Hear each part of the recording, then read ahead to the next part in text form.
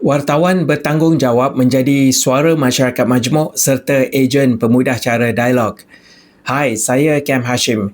Kali ini saya nak kongsikan satu perkara penting yang bukan sahaja relevan kepada pengamal media atau wartawan, malah kepada pengamal PR juga.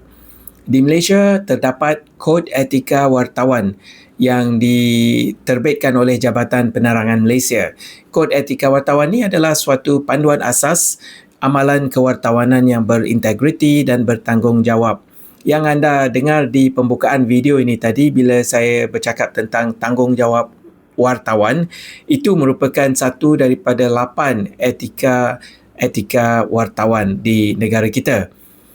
Jadi sekiranya anda seorang pengamal PR, mungkin anda nak luangkan masa sedikit untuk memahami etika-etika wartawan di Malaysia.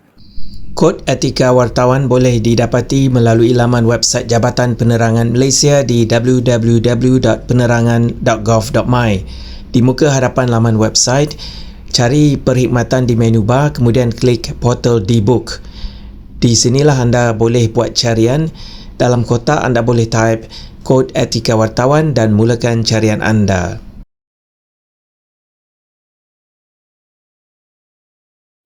Sebagai pengamal PR, kita bekerja rapat dengan pihak media. Jadi, bila kita faham etika wartawan, maka kita akan ada rasa lebih hormat lagi terhadap peranan mereka.